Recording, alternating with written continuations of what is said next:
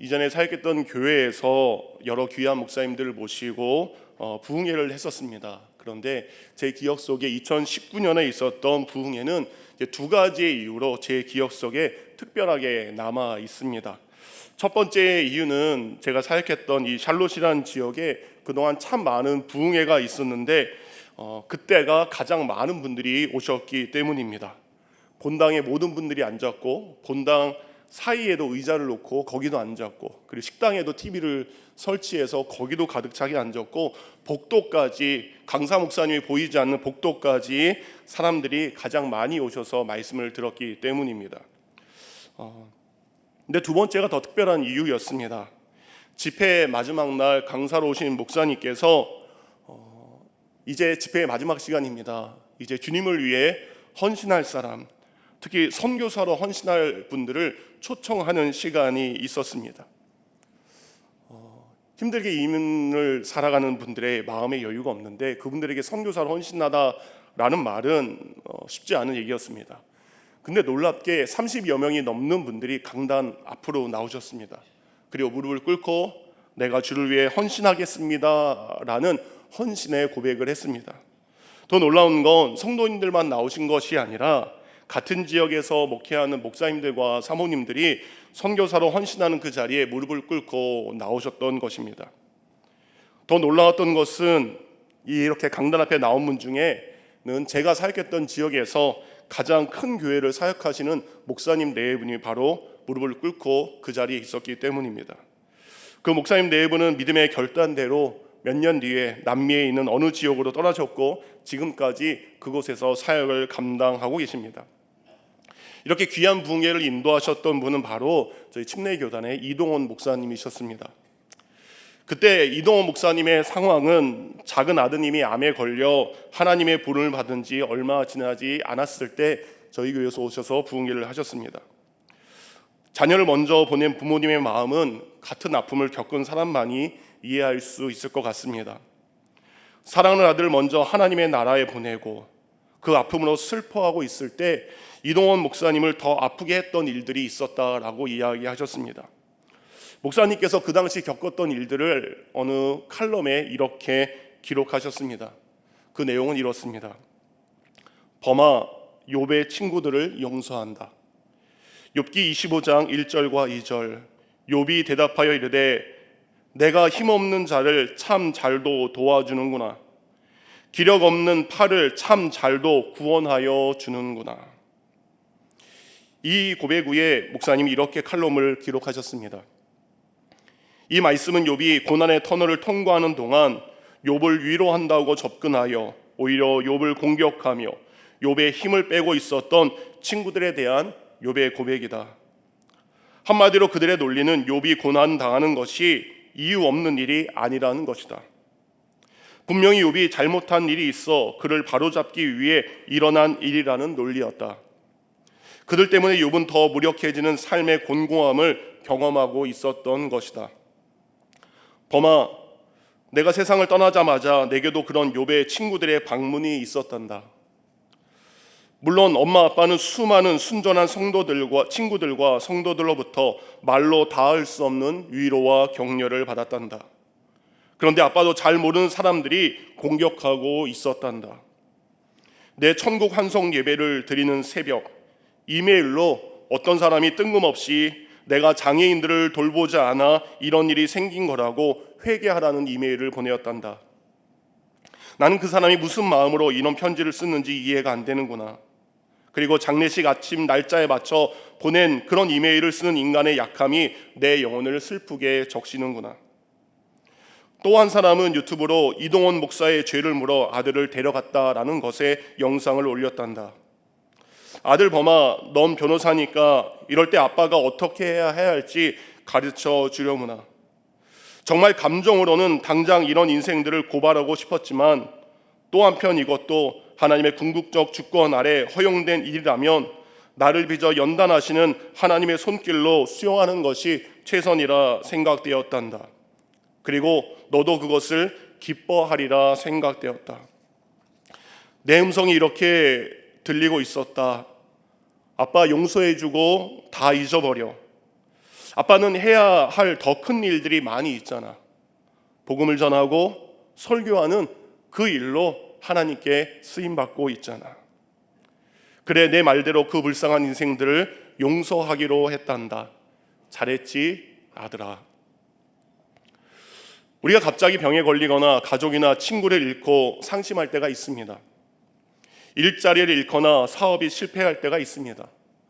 사귀던 사람과 헤어지거나 원치 않는 우울증에 걸리거나 갑자기 안 좋은 일들이 일어날 때, 당황하고 어찌할 줄 모를 때, 종류를 막론하고 공경에 처한 그 순간 사람들이 다가옵니다. 그리고 우리의 문제가 무엇이고 어떻게 해야 나아질 수 있는지를 사람들은 때론 설명하기 시작합니다.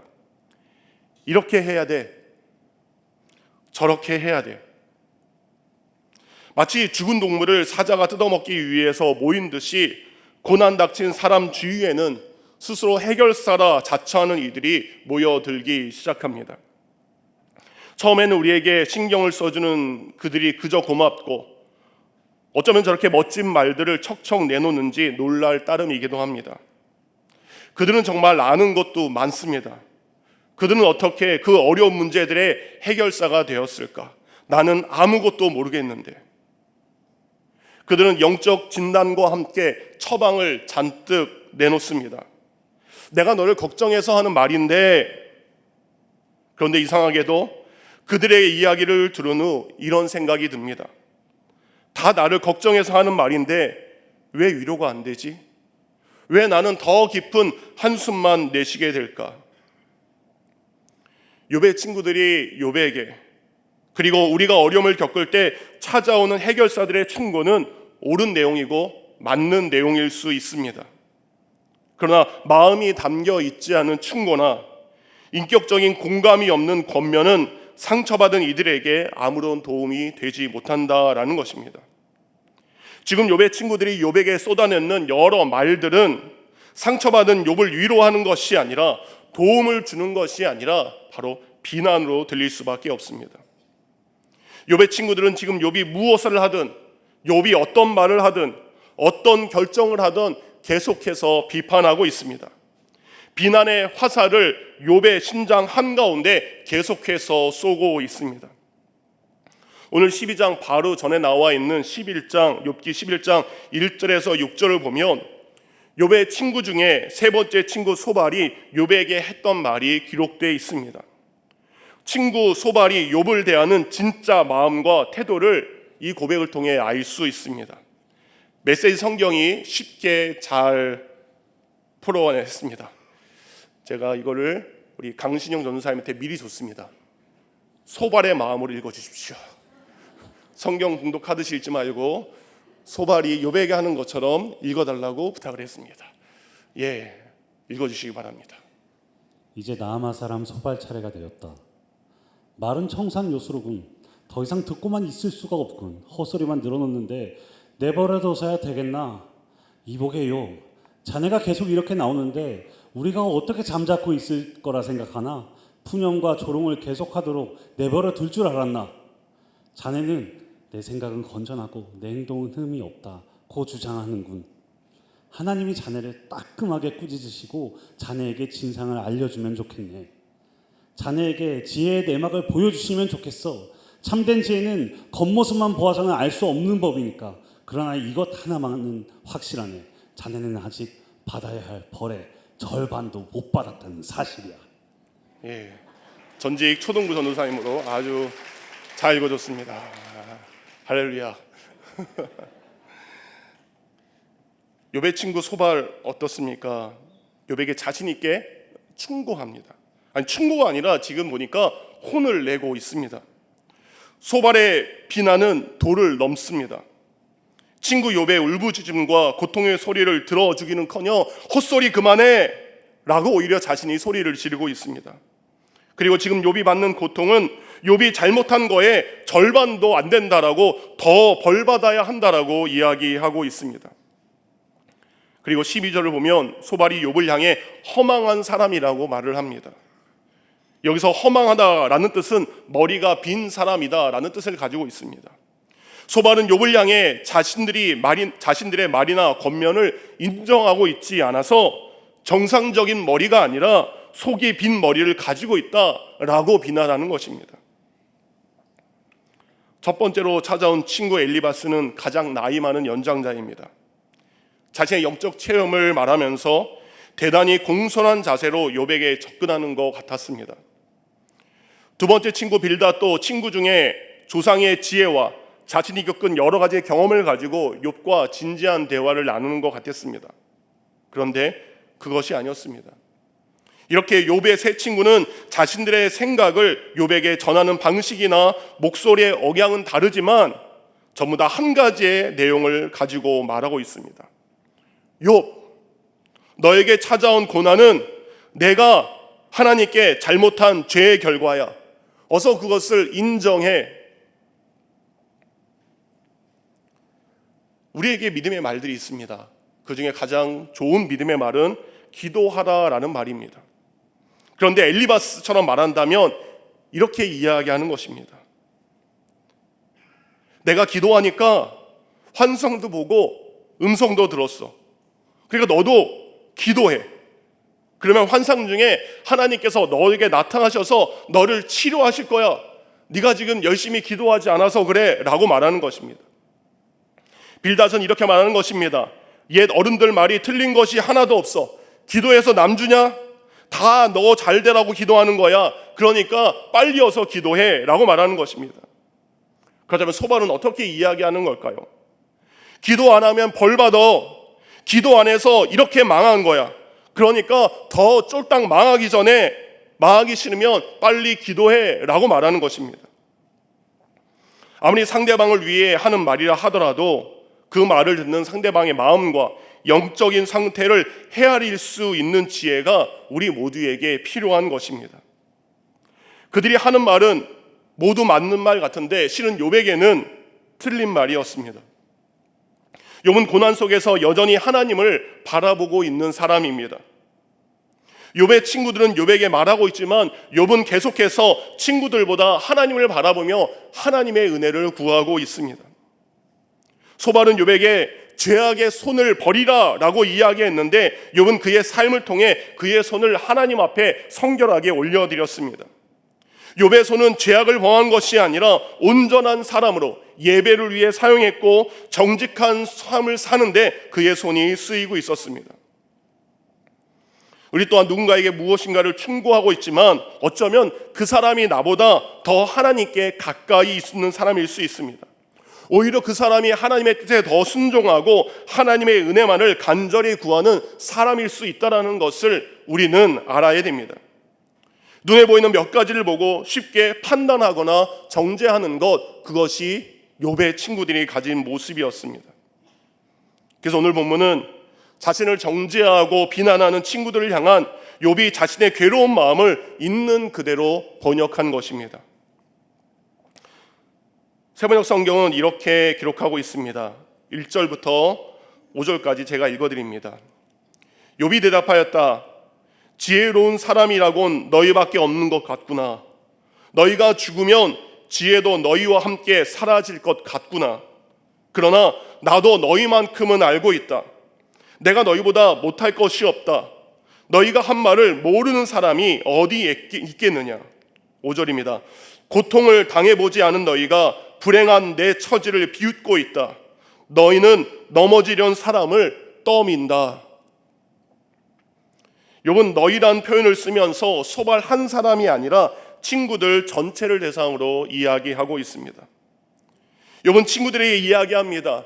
그렇게 지혜로운 사람이 너희들밖에 없는 것 같으냐라는 말로 시작합니다.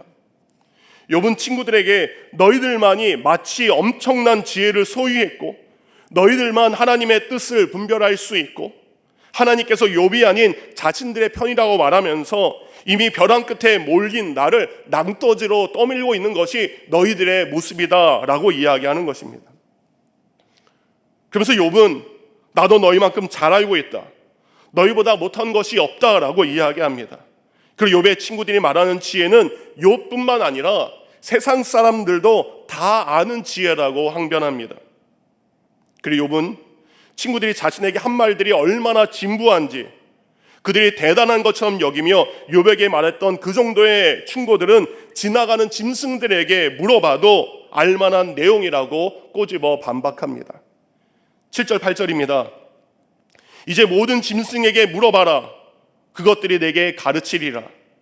공중의 새에게 물어봐라. 그것들이 또한 내게 말하리라. 땅에게 말하라. 내게 가르치리라. 바다의 고기도 내게 설명하리라. 욥은 짐승도 새도 땅도 바다의 물고기조차도 욥의 친구들이 말한 지혜 정도는 다 안다. 그러니 너희들 교만하지 말라라고 이야기하는 것입니다. 그렇다면 욥도 알고 있고 지나가는 동물과 땅과 바다의 물고기조차 아는 그것은 무엇일까요? 13절 우리 다 같이 읽겠습니다. 시작. 지혜와 권능이 하나님께 있고 계략과 명철도 그에게 속하였느니. 인간의 삶과 이 땅의 모든 것이 하나님의 손안에 있다는 사실을 짐승도 물고기도 다 안다라고 욥은 이야기합니다. 신명기 10장 14절은 이렇게 기록되어 있습니다. 하늘과 모든 하늘의 하늘과 땅과 그 위의 만물은 본래 내 하나님 여호와께 속한 것이로되. 욥은 비록 자신이 겪고 있는 고난의 명백한 이유는 모르지만 하늘과 이 땅의 모든 것을 주관하시는 분은 여전히 하나님이심을 그는 고백하고 있는 것입니다. 그 욥은 11절을 통해 이렇게 말합니다. 다 같이 11절 또한 읽겠습니다. 시작. 입이 음식의 맛을 구별함 같이 귀가 말을 분간하지 아니하느냐. 입이 먹는 음식의 맛을 구별할 수 있습니다. 귀가 듣는 말을 분간할 수 있듯이 이 세상을 살다 보면 이 세상의 모든 것을 주관하시는 분이 하나님인 것을 분명히 알 수 있다라는 고백입니다. 산을 보아라. 바다를 보아라. 하다못해 정말 작은 벌레 하나를 보아라. 그 속에 하나님의 능력과 하나님의 은혜가 충만할 수밖에 없음을 고백할 수밖에 없다라는 것입니다. 욥은 계속해서 고백합니다. 창조자 하나님께 모든 능력과 지혜가 속해 있기 때문에 왕과 제사장과 권력자들과 그리고 민족들을 세우기도 하시는 분, 그리고 넘어뜨리기도 하시는 분이 하나님이심을 고백합니다. 어두운 가운데서도 은밀한 것을 드러내시는 그 하나님, 죽음의 그늘에서 앉아있는 자라도 광명한 곳으로 이끄시는 분이 하나님이심을 계속해서 고백합니다. 이 모든 일을 주관하신 하나님 앞에 우리 인간은 피조물에 불과하기에 교만함으로 서로 비난하는 것이 아니라 서로에게 겸손한 마음과 긍휼한 마음을 대할 것을 이야기하고 있습니다. 여러분이 잘 알고 있는 이솝 우화의 북풍과 태양이라는 우화를 알고 계실 겁니다.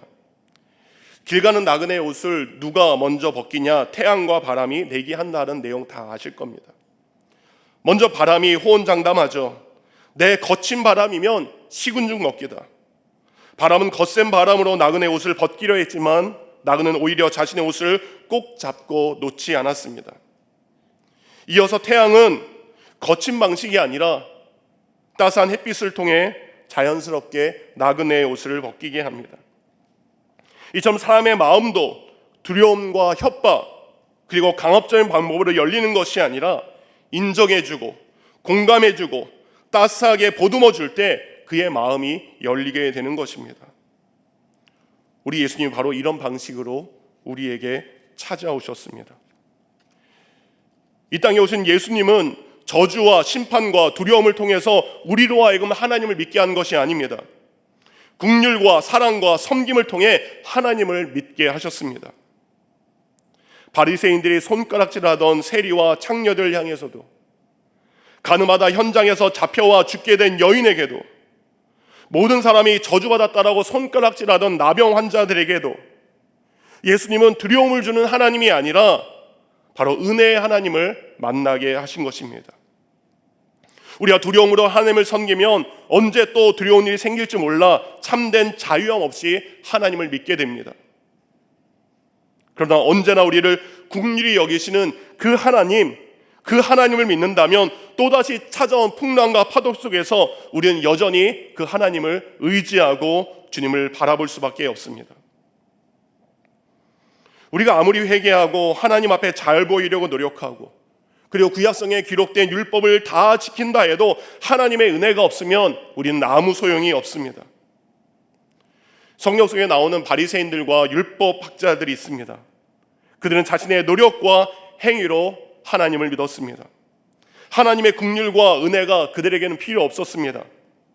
하나님을 깊이 아는 만큼 겸손해야 되는데 그들은 교만하여 이웃을 정죄함으로 예수님의 책망을 가장 많이 받는 자들이 되었습니다. 바리새인들에게는 구원은 자신들이 노력해서 받는 결과로 당연한 것이기 때문입니다. 그러다 보니까 자신은 하는데 하지 못하는 다른 사람들을 바라보며 끊임없이 정죄하고 판단합니다. 나도 하는데 왜 너는 못해? 율법을 자신처럼 온전히 지키지 못하는 사람들, 금식하지 못하고 율법을 모르는 사람들, 그래서 저들을 죄인이라고 손가락질하게 하는 삶을 그들은 살게 됩니다. 그래서 누가복음 18장 9절부터 13절을 보면 오늘 소발처럼 자신을 의롭다라고 하고 다른 사람들은 죄인으로 정죄한 바리새인들의 이야기를 예수님께서 제자들에게 직접 이렇게 하셨습니다. 9절부터 13절까지의 말씀 다 같이 읽겠습니다. 시작. 또 자기를 의롭다고 믿고 다른 사람을 멸시하는 자들에게 이 비유로 말씀하시되 두 사람이 기도하러 성전에 올라가니 하나는 바리새인이요 하나는 세리라. 바리새인은 서서 따로 기도하여 이르되 하나님이여 나는 다른 사람들 곧 토색, 불의, 간음을 하는 자들과 같지 아니하고 이 세리와도 같지 아니함을 감사하나이다. 나는 일에 2번씩 금식하고 또 소득의 11조를 드리나이다 하고 세리는 멀리 서서 감히 눈을 들어 하늘을 쳐다보지도 못하고 다만 가슴을 치며 이르되 하나님이여 불쌍히 여기소서 나는 죄인으로소이다 하였느니라. 남을 속이지도 않았습니다. 간음하지도 않았습니다. 일주일에 이틀을 금식합니다. 소득의 온전한 것을 하나님께 드립니다. 하지만 스스로 의롭다고 말하는 바리새인이 하나님 앞에 의로운 사람일까요? 아니면 지은 죄로 인하여 하늘도 쳐다보지 못하고 자신의 가슴을 치면서 스스로 죄인이라고 고백한 세리가 의인일까요?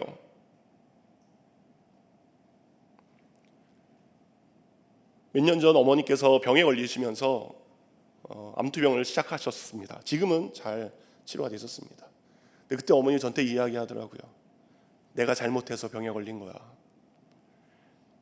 내가 잘못 살아서 암에 걸린 거야 라고 가슴을 치셨습니다. 우리 하나님께서 과연 자녀들을 위해서 그렇게 열심히 산 그 어머니에게 암을 심판의 도구로 사용하셨을까요? 우리 주위에 갑작스러운 일들이 일어나고 있습니다. 그 이유는 알지 못합니다. 그렇지만 하나님께서 자신이 죄인인 것을 바라보며 그렇게 하나님의 은혜를 구하며 살아가는 그들의 영혼을 바라보며 우리 예수님은 어떤 말을 하실까요?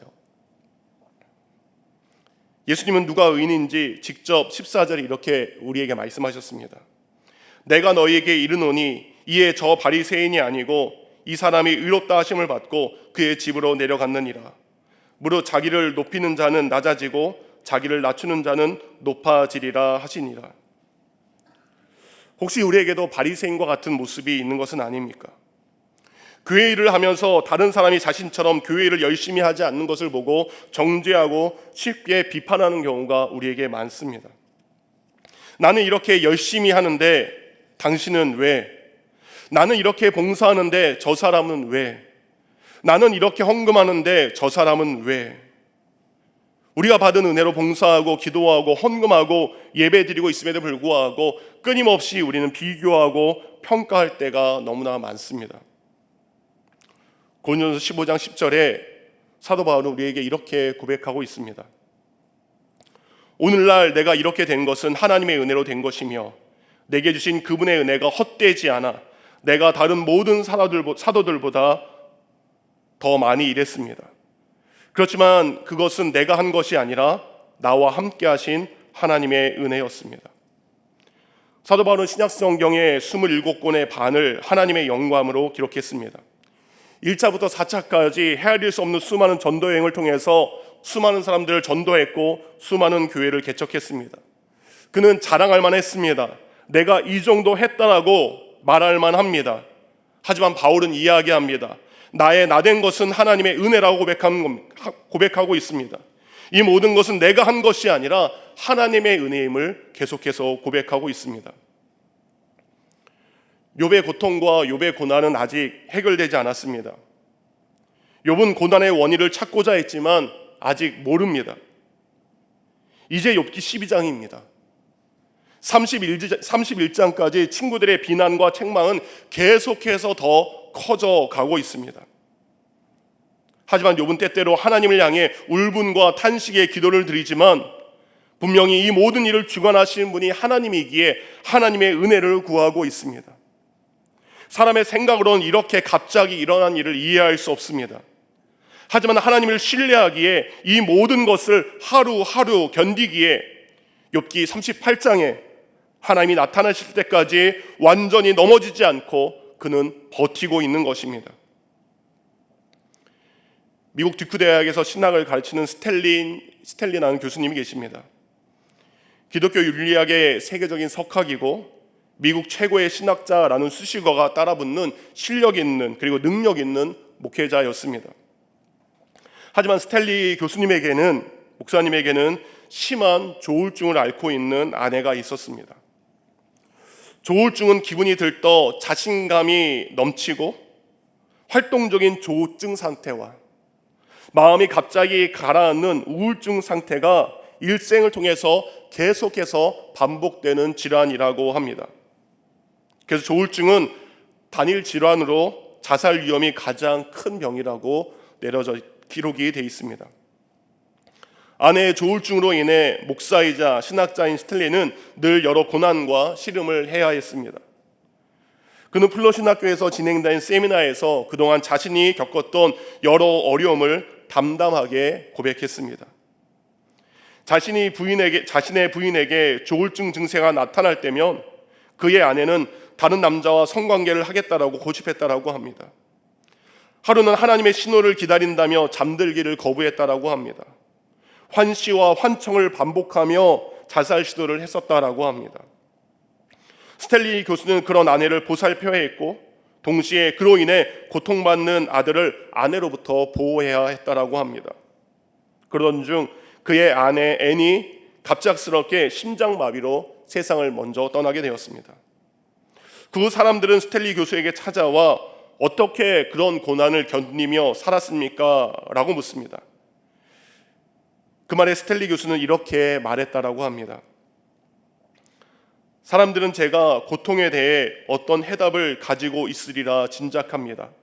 그러나 저는 전혀 알지 못합니다. 제가 신학자로 살면서 배운 것이 있다면 고통의 원인이나 해결에 대해 답을 구하지 말아야 한다는 것입니다. 그리스도인들은 해답이 없어도 고통을 살아내는 사람이어야 합니다. 해답을 모른 채 주어진 삶을 살아내는 그것이 바로 그리스도인의 믿음입니다. 사랑하는 성도님들, 우리 삶의 모든 일의 원인은 우리가 다 해석할 수 없고 그 이유 또한 알 수 없습니다. 고난에 대한 해답은 모르지만 우리는 알고 있습니다.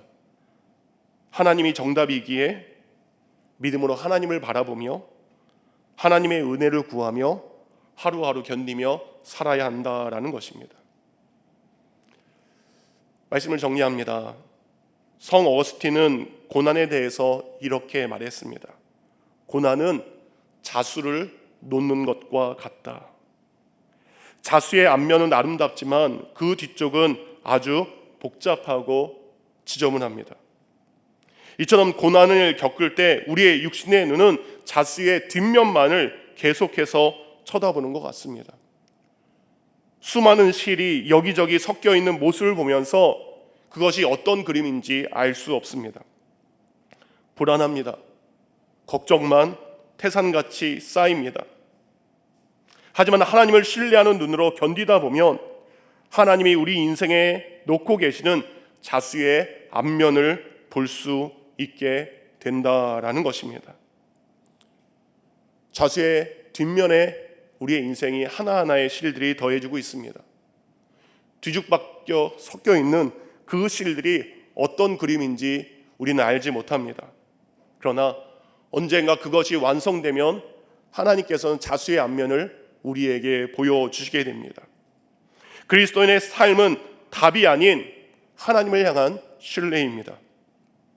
지금 우리의 삶에 얽혀있는 뒷면만 바라보고 절망하는 것이 아니라 이 일을 통해 아름다운 일을 내 삶에 이루어 가시는 그 하나님을 신뢰하는 것이 우리의 믿음이 되어야 하는 것입니다.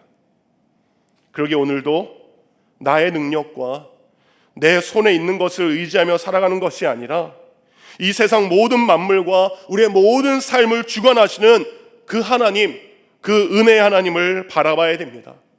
그리고 그 하나님 앞에 은혜를 구하며 살아가야 됩니다.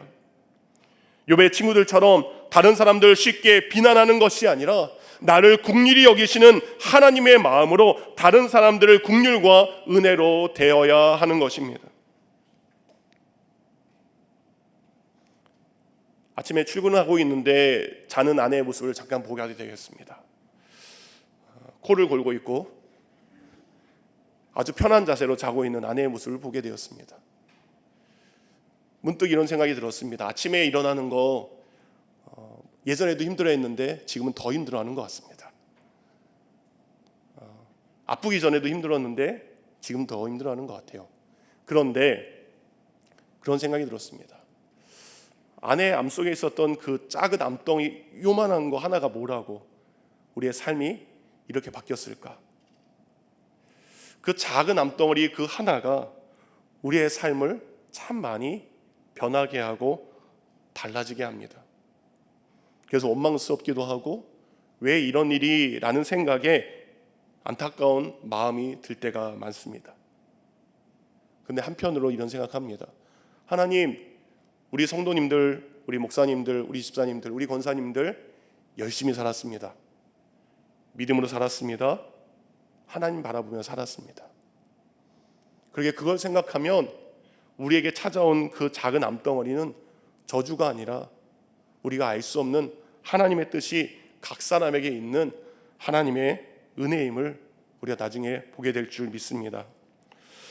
오늘도 우리가 가야 될 길이 보이지 않습니다. 때론 무엇을 해야 될지 모릅니다. 그럼에도 불구하고 오늘까지, 여기까지, 지금까지 우리를 인도하신 그 하나님을 신뢰하는 것, 그분께 지금까지 받았던 그 수많은 은혜들을 잊지 않는 것, 그것이 우리 가운데 필요한 줄 믿습니다. 오늘도 여전히 아프고 많이 지쳤지만 하나님의 은혜는 변함이 없습니다. 하나님은 여전히 우리를 사랑하십니다. 우리를 사랑하셔서 자신을 죽기까지 내어주신 예수 그리스도의 사랑이 변함없이 오늘도 우리에게 있습니다. 그래 우리는 오늘 하루를 그 주님의 은혜로 견딜 수 있고 그 사랑으로 하나님을 바라볼 수 있습니다. 오늘도 그 하나님의 은혜를 생각하며 하루를 믿음으로 견디어내는 우리 늘사랑 가족이 되기를 주님의 이름으로 축원드립니다.